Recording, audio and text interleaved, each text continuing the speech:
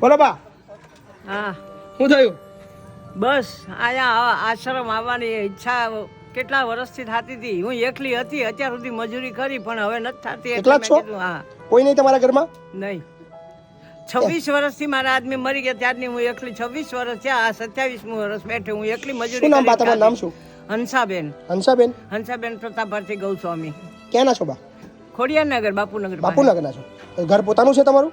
હા, ઘર પોતાનું છે. ઘર છે પણ ઘરમાં બાપુ ખવાય એવું નથી, બેહાય એવું નથી. હાવ જૂનું થઈ ચારે ગયું છે. પાણી પડે એવું છે. બરાબર બરાબર બરાબર. એટલે હું એકલી છું, મજૂરી કરીને ખાઉં. એમાં પછી મેં તો કીધું અત્યાર સુધી ક્યાં ખાતા હતા તમે? ત્યાં જ ખાઉં છું.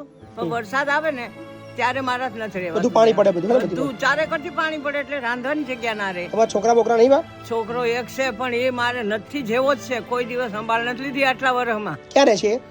એ તો રહે સત્તાધારમાં. સત્તાધારમાં રહે છે. મળવાય નહીં આવતો તમને? નહીં. કેટલા વર્ષથી મળવા નહીં આવ્યો?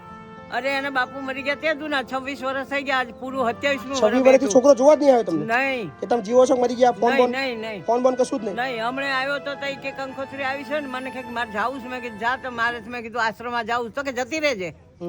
મને કે જતી રહેજે. મેં કીધું હું તો જતી રહીશ કીધું.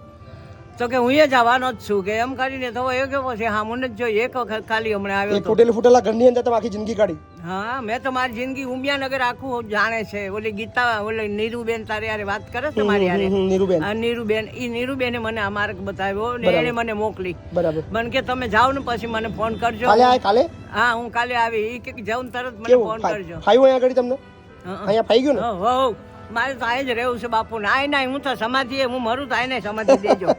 મારે ક્યાંય જવું નથી હવે. કાંઈ વાંધો નહીં. ચલો હા, કોઈ ટેન્શન નહીં. હા, શાંતિથી રહો.